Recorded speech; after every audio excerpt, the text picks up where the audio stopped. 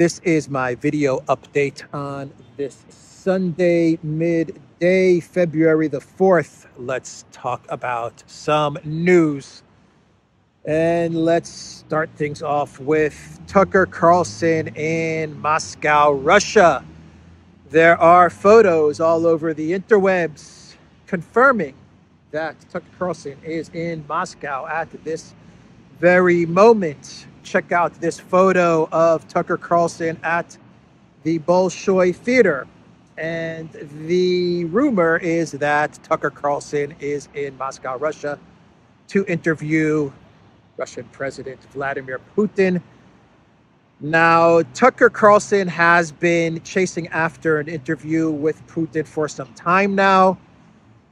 He had something lined up when he was at Fox News, but the rumor is that Fox News squashed the Tucker Carlson Putin interview when he was at Fox News with his show Tucker Carlson Tonight. But now that Tucker is independent, he can finally score that interview with Russian President Vladimir Putin, and it looks like that's what is going on here, though he could be in... What is that noise? He could be in Russia to interview someone else. Maybe he's there to interview another Kremlin official, maybe Lavrov. Maybe he's there to interview Snowden. Maybe he's in Russia on just a simple fact-finding mission to see how things are like since the special military operation and all the sanctions, and just kind of get a feel for what's going on in Russia. Maybe he went to Moscow to go to the Bolshoi Theater, which is reason enough to travel to Moscow, in my opinion. If you can go to the Bolshoi Theater, then get on a plane and go to Moscow and go to the Bolshoi Theater. But most likely, Tucker is there to interview Russian President Vladimir Putin. And this is causing a freakout with the neocons and the neolibs in the collective West. Keep in mind that we have not had an official confirmation or statement from the Kremlin. Tucker himself has not put up a post saying that he's going to be interviewing Russian President Vladimir Putin, nor have we seen any statement from Tucker's production team. But the neocons and the neolibs, even though this is just rumor and speculation, they are freaking out at a potential Tucker-Putin interview. And we know why they are freaking out, because they don't want the collective West population exposed to Russian President Vladimir Putin, because if they actually have Tucker Carlson, a very good interviewer, speaking with Russian President Putin, then many people in the collective West, specifically in the United States, are going to actually get an objective insight into the Russian president, and they may actually like what Vladimir Putin has to say. They may actually agree with many of the statements or thoughts or insights from the Russian president, and the collective West, they don't want any of that going on. So they're trying to squash this interview before it even gets started. So they are freaking out over a possible Tucker-Putin interview. We've had other collective West journalists interview Vladimir Putin over the many years, but it's always been these neolib, Democrats, operative journalists from like CNN or NBC, BBC. They've always been the ones interviewing Vladimir Putin, and they always try to manipulate those interviews or manipulate their questioning towards Putin. Putin has no problem answering questions that are manipulative in nature, but a Tucker interview of Putin would be a very hard interview, because Tucker will probably give Putin, definitely he will give Putin some very hard questions, but it'll be a very fair and objective interview. And they don't want the neocons. They don't want any of that stuff being posted on social media, especially on Twitter X. So we are going to wait and see if indeed we get a Tucker Putin interview. That's going to be a huge interview. That's going to really break the internet, I believe, if that interview does indeed take place. But I can't really see another reason for Tucker to be in Moscow at this time, knowing that Tucker has been going after this Putin interview for a while now, and I think that's what he's there to do, to interview President Putin. So we'll keep an eye out for another episode of the Tucker on X show, and maybe, just maybe, it's going to be Tucker Carlson sitting down with Russian President Vladimir Putin. That's going to be an amazing interview. It really is. And when people actually get exposed to Putin and hear what he has to say, I think a lot of people in the United States and in Europe are going to like what they see and what they hear from the Russian president. Putin is very good at interviews, and he has no problem taking hard questions. He actually enjoys. You can tell that Putin actually enjoys answering difficult questions. So that'll be a good interview. The Kremlin, they actually came out with a statement the other day on Victoria Nuland's trip to Kiev, and Kremlin spokesman Peskov, he said that Nuland in Kiev is a sign of bad things to come for Ukraine. Let me find you his exact quote. Wherever Nuland goes, bad things follow. That was pretty much what Peskov said. As a rule, Victoria Nuland's visit to Kiev does not bring anything good. We remember this from 2014 when she was handing out cookies, Peskov stated. So over the past couple of days, we have had an uptick in drone terrorist activity from Ukraine onto Russia. We had the drone strike that hit the Ivanovets warship in the Black Sea that sunk this warship. We had yesterday a strike on a civilian target, a bakery in Lysychansk. From what I understand, we have, at this moment of recording the video, something like 10 casualties. 10 people have died in this strike on this bakery, and something like 20 or 30 casualties and people missing. So we had this attack in Lysychansk on the bakery, and we also had yesterday a drone strike on an oil refinery in the Volgograd region. We know that this oil refinery was hit. There was a fire at this oil refinery. I don't know if the drone successfully hit its target, or if Russian air defense shot down this drone and fragments of the drone hit the refinery. I also don't know if there were any casualties at this oil refinery, but we have seen an uptick in these types of strikes against Russia. In my opinion, this is all part of Nuland's surprise. Remember in Kiev when she was talking to the media in a very strange press conference. It was at nighttime. She was out in the cold outside, and she told the media that in 2024, Putin should expect many, many surprises. And so I think we're seeing the beginning of Nuland's surprise. And this coincides with a shift in the actual way that the collective West has been at war with Russia. A shift from a conventional war to an insurgency, terror type of war. And so I think we're starting to see the beginnings of that shift. And if Budanov is appointed as the commander of the overall army, taking over for Zaluzhny, then we know for a fact 100% that the decision has been made by the United States, the CIA and Nuland, the State Department, to shift from conventional to insurgency terror type of war. But this is what's going on here. We are seeing, after Nuland's trip, we're seeing Nuland's little surprises against Russia, little big surprises, whatever Nuland said in her statement. We're seeing that now in action, in everything that's been taking place over the past couple of days in Russia and Crimea and the Black Sea. So, as we get closer to the election of the presidential election in Russia, which Putin is certain to win, we're going to see more of these types of attacks, I believe, because as we get closer to March, one thing that Nuland's going to want to do, I mean, this is very personal for her, for Nuland, for Biden, for all of the neocons. To embarrass Putin is very personal for them. And so, yes, we are at the beginning of a shift from conventional to insurgency type of war.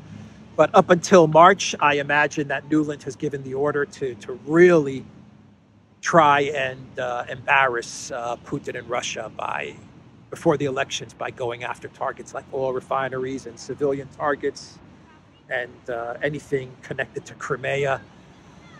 I think we're going to see a lot of focus from the NATO proxy to engage in these types of attacks up until March, up until the presidential elections, not in an effort to derail Putin's eventual victory, but in an effort to embarrass and destabilize Putin up until the elections, because this is personal for Nuland and for Biden and for Hillary Clinton and for all of these people that are running the show in Project Ukraine. So what Russia has to do, they have to really lock down these targets that Ukraine is going to be going after. It's going to be hard to do because it's a huge territory, but Russia's going to have to do their absolute best to try and prevent these types of attacks on ships and oil refineries and civilian targets and stuff like that. So that's what happened over Saturday and Friday. Elensky, he's not in very good shape in Kiev. He was really weakened by the whole bungled Zaluzhny firing, and we are starting to see many of the former presidents and prime ministers and oligarchs. They're starting to really circle around Elensky, realizing that he's very weak, and they want power. They want to get rid of Elensky, and they want to assume power. You see this with Poroshenko, and you're seeing this with Timoshenko as well. She came out with a statement on Facebook yesterday, and Timoshenko, she sounded off on this new mobilization plan, this new mobilization law that the Elensky government is trying to put together. And she said that Ukrainians should get out onto the streets. The people of Ukraine, the citizens of Ukraine, should get out onto the streets and protest this mobilization law that Elensky is trying to put together. She said on Facebook, the adoption of such a law will be a crime against the Ukrainian state and show contempt for its citizens, Timoshenko wrote in a Facebook post. She vowed to unite society in the struggle against this outrageous draft bill. So Timoshenko, she's starting to call for another type of Maidan, another protest in Kiev, in order to engineer the removal of Elensky and put her in power. I believe Timoshenko was prime minister. I forgot the years, but she was prime minister for quite a few years. And she's super wealthy, like a multi-billionaire. Her nickname is the Gas Princess. And she's sensing that Elensky is at his weakest, and now may be the time to strike. Poroshenko, he's aligned with Klitschko. He's also sensing that. I think Poroshenko may even have an understanding with Zaluzhny. I'm not quite sure on that, but Poroshenko is also sensing that Elensky is at his weakness, and Poroshenko and Klitschko, they're also trying to figure out a way to maneuver Elensky out and get themselves in a position of power. And of course, you have Zaluzhny going around and taking photos with with Azov and Kraken guys in front of Bandera photographs, sending a message to Elensky as well. And we know that Elensky is very worried about the far, far, far right elements, because Zaluzhny, he has the loyalty of these very far right elements, and that scares the crap out of Elensky. So interesting times in Kiev. Let's now go to the United States and House Speaker Johnson. He is putting together a bill in the House to get $17.6 billion to Israel. A standalone bill is what Johnson is preparing. And in a statement, Johnson said that he's putting together this package of $17.6 billion to Israel because basically what Johnson said is that he's sick and tired of Biden and the Senate wasting everybody's time by trying to put together bills which package Israel aid and Taiwan and the border and the $61 billion to Ukraine, trying to put this all together into one big package. And Johnson is now working to break up all of these packages into standalone bills, and he is starting with Israel. Here is what he said in a letter. He said, given the Senate's failure to move appropriate legislation in a timely fashion and the perilous circumstances currently facing Israel, the House will take up and pass a clean, standalone Israel supplemental package. So this torpedoes Biden's plans. This torpedoes Mitch McConnell and Lindsey Graham's plans to package the border with money to Ukraine, actually package the border in Israel with $61 billion to Ukraine. And Johnson is now breaking all of that apart. And he's saying, okay, let's get $17 billion to Israel. And I imagine next on the agenda is something standalone with the border, and standalone in the House money for Ukraine. That's a big question mark. I think they'll put something together. It won't be $61 billion, but I imagine that Johnson is working towards some sort of standalone package for Ukraine, which can get the support of people like Matt Gaetz or maybe even Marjorie Taylor Greene, maybe. But he's probably working towards a smaller package for Ukraine as well. But you can tell that Johnson, he's breaking all of these interlinked deals that Biden was putting together. He's breaking them all apart into standalone packages. So this is not good news for Biden, not good news for McConnell, and definitely not good news for Elensky. I still believe that they'll give Ukraine something, but it won't be $61 billion. And my gut feeling is that is what Johnson is working towards. A $15 billion or $20 billion package for Ukraine. Something that will get the approval of most of the representatives in the House. So the US and the UK, they bombed 36 targets in Yemen yesterday. Now, I have read conflicting reports which claim that this bombing in Yemen is connected to the Red Sea and not allowing ships to pass through the Red Sea, or not allowing US and UK ships to pass through the Red Sea. But I've also read reports which claim that the bombing of these 36 targets in Yemen is connected to Iran and to the death of 3 U.S. soldiers in Jordan in Tower 22. So conflicting reports. Maybe both of the reports are correct. Maybe this is a strike into Yemen in order to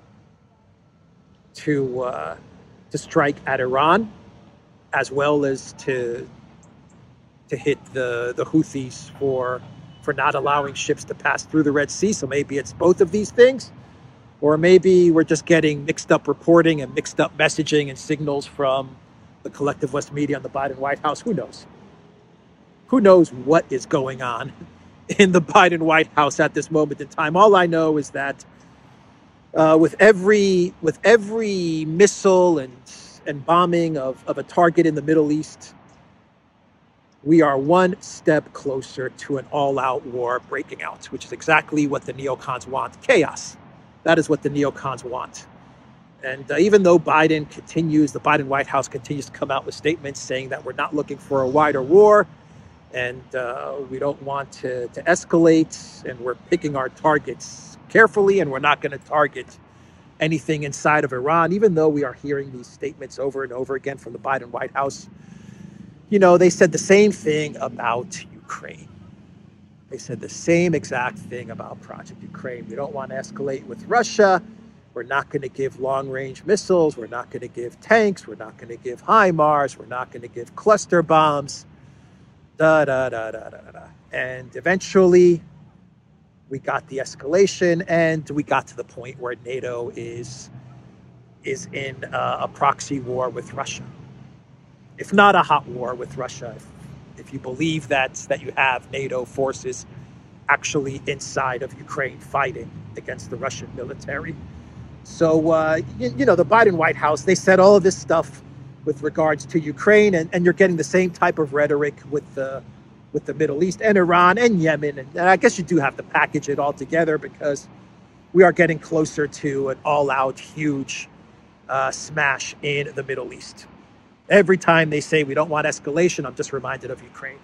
We don't want escalation. We don't want a wider war. But yet every single day they're bombing targets in the Middle East. And we don't really even know what the significance of these targets are. We don't even, I think the people, like the American people, the people of the world don't really understand what the objective in all of these bombings are. I mean, are you trying to punish Iran for the fact that Iranian-aligned militias killed 3 U.S. soldiers? Is that what you're doing? And at the same time, you're going after Yemen. You're bombing Yemen because by bombing Yemen, you think you're going to persuade the Houthis to stop blocking U.S. and U.K. ships from passing through the Red Sea. I mean, none of this stuff makes any geopolitical sense or foreign policy sense. It seems to all be about pushing the United States closer to an all-out conflict with Iran and the entire Middle East, because that's what we're looking at, the entirety of the Middle East. I was reading an article on oilprice.com, which was talking about China's growing presence in Iraq.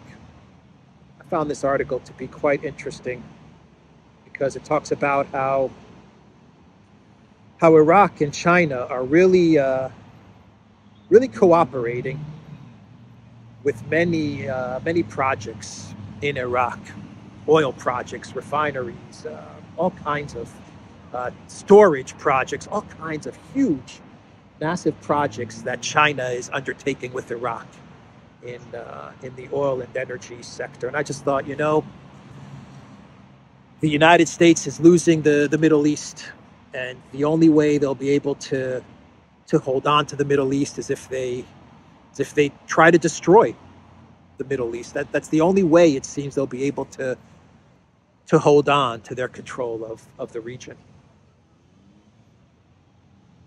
Anyway, I'll try to find that article from oilprice.com and maybe put a link for it down below.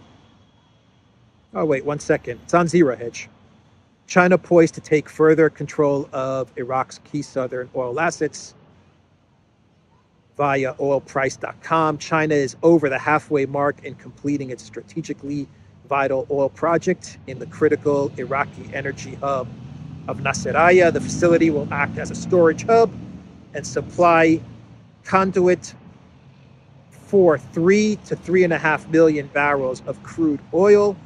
Even before the huge strategic importance of the new Nasiriyah facility, China will benefit from its massively enhanced presence there in the matter of increasing its oil supplies from southern Iraq, with Dihad province being home to several huge fields.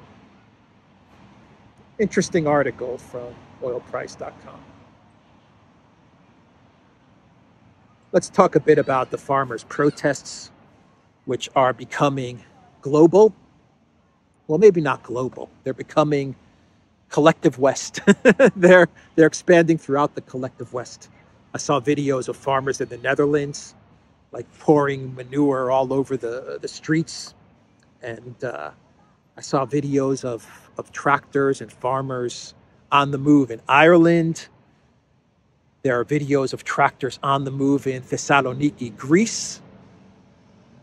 And I've even read posts talking about how Canadian tractors and farmers and truckers are waiting for the green light to mobilize. So this thing is spreading. It is spreading, and it is spreading throughout the entirety of the collective West.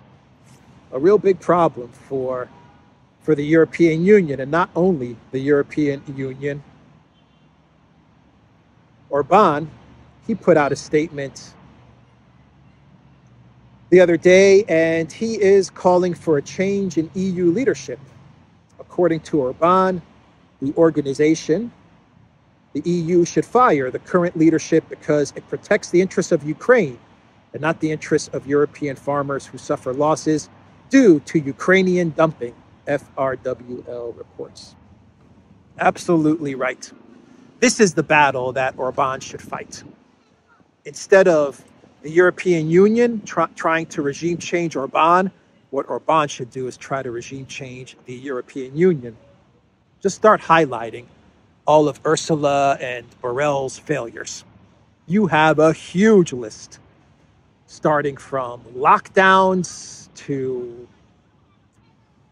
Project Ukraine, to the economy, recession, the farmers. My God, does Orban have a lot of material to work with if he starts highlighting all the failures of EU leadership. Feel free, Viktor Orban, to use my Clown World segments, highlighting the clownish statements from Ursula von der Crazy and Jungle Joseph Borrell. You can take those Clown Worlds and and use them as you wish. But yeah, this is the fight that Orban should fight. This is the battle that Orban should fight with the EU. Try to get them regime changed. Try to get them maneuvered out. And try to find leadership, try to identify leadership that is not as compromised as Ursula and Jungle Joseph. Don't allow Kaya Kallas, for example, to become the foreign minister, to replace Borrell. Don't allow that. Don't allow Ursula to be reappointed as the commissioner of the EU, which many people are saying that's what she aims to do. Just don't allow any of that to happen. That's what Orban should really focus on. And he's right. The farmers' protest is about the green religion, but it's very much connected to Ukraine and Project Ukraine. Absolutely. It's connected to Project Ukraine. As is the entire recession in the European Union, the recession in Germany. It's all connected to Project Ukraine. It has nothing to do with Putin. It has to do with the decisions that EU leaders made in connection to Ukraine, NATO, Ukraine, and the special military operation. That's why the European Union is in the mess that it's in. That's why Germany is in recession, because they actually thought, the entirety of the EU leadership actually thought that they were going to be able to get regime change in Russia by provoking this conflict in Ukraine. So that is what Orban is saying. And Duda, the president of Poland, he gave an interview to Canal Zero and he doubted that Kiev would be able to return Crimea. Quote, I don't know whether Ukraine will return Crimea because, in fact, if we look at history, Crimea was in the hands of Russia for a long time, Duda said. And Reuters came out with an article with the title, Polish President Criticized for Doubting Ukraine Can Retake Crimea. He's being criticized now for doubting that Ukraine can take Crimea. For living in the real world, Duda is being criticized for not living in fantasy world and continuing to state that Ukraine actually has a chance to capture Crimea. Duda is being criticized. In the statement, I read that in his interview, Duda actually said that he believes Ukraine will be able to capture Donetsk and Lugansk. So Duda has one foot in the real world, and he does still have one foot in the fantasy world as well, if he actually believes that Elensky's going to be able to capture Lugansk and Donetsk. But who knows? Who knows what's going on in Duda's head? I think he's going through Elensky number 5 withdrawal. That's what I think is going on. He was exposed to the beautiful, intoxicating scent that is Elensky number 5. And since the bromance has broken off, since he's fallen out of favor with Elensky, I think that Duda is going through Elensky number 5 withdrawal. So we're just going to have to wait a little bit more. Give Duda a little bit more time for him to put both feet in the real world and to finally come out with a statement and say there's no chance for Ukraine to win this conflict. That's when you know that he's completely removed from the powerful, intoxicating, brainwashing scent that is Elensky number 5. Anyway, that's Duda. Let's do some clown worlds. How am I doing on time? All right, let's do a couple of clown worlds. And the first clown world is this alleged telephone conversation between Zaluzhny and Elensky. Now, I can't confirm this, so I don't know if this is real, but I'll talk about it either way because it's funny. It's good clown world material, but keep in mind this could be completely fake. But allegedly, Elensky was recording his conversations with Zaluzhny, and now these conversations have been leaked. I'm not quite sure how they were leaked. But in these conversations, I can't really read all the things that Zaluzhny was calling Elensky, but let me read you some of the things that Zaluzhny was calling Elensky. He said, quote, let him get his blue wagon and F off. Zaluzhny said, F him. I won't talk to him now. He's effing high again. And quote, no, well, have you seen his face? He's retard. The whole country is laughing, end quote. Allegedly, this is not me saying this, YouTube. This is not me saying this. This is allegedly from a conversation that allegedly Elensky recorded of his talks with Zaluzhny that have now been leaked. I cannot confirm any of this. And this may just be fake news. So keep that in mind. Some of the nicknames that Zaluzhny allegedly had for Elensky were effing comedian, Krivorog, imbecile, brat, Stuart Little, hobo, pimple, Frodo, and some other words that I can't say. I don't know if I believe this. Honestly, I have no clue. I have no clue. But anyway, that's what's going around the interwebs. What else? HBO hit TV series The White Lotus drops actor Milos Bikovic over Russia ties. Network says role will recast after Ukraine hit out over casting of Serbian for new season. Yeah, this is a ridiculous story. A terrible story, actually. The cancellation of the Serbian actor Bikovic on the show White Lotus. I don't know the show, never watched it, don't know how good it is, but from what I hear, it's very popular. Ukraine activists, they were upset that HBO cast Bikovic for this role on White Lotus, and they petitioned HBO to fire him, Ukraine activists, to cancel him. And HBO folded, and they did cancel him. They are removing him from this show. When HBO originally announced the casting of Bikovic on the 12th of January, the Ukrainian Foreign Ministry made its displeasure clear, posting on social media platform X. It said the actor had been supporting Ukraine since the start of the full-scale invasion. It added, HBO, is it all right for you to work with a person who supports genocide and violates international law? Bikovic said Saturday on X that he does not support any wars, pointing to his experience growing up during the conflict in the former Yugoslavia. I grew up in a war-torn country.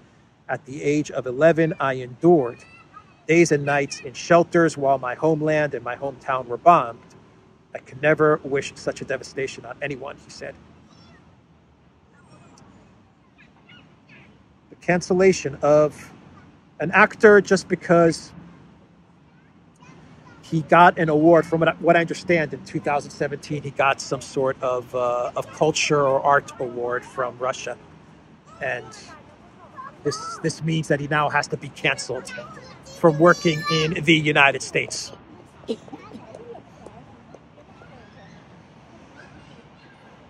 Bikovic said, this is the triumph of absurdity and the defeat of art. Talking about HBO's decision. This is not going to win Ukraine these Ukraine activists, they're not doing Ukraine any favor. It's not going to win them any support by going around and canceling actors. This doesn't win you support. This actually puts many people against you. So this is not a smart move, but they're activists. What can you say? Anyway, that is the video, theduran.locals.com. We are on Rumble, ODYSEE, BitChute, Telegram, Rockfin, and Twitter X. And go to the Duran shop, 15% off all t-shirts. Take care.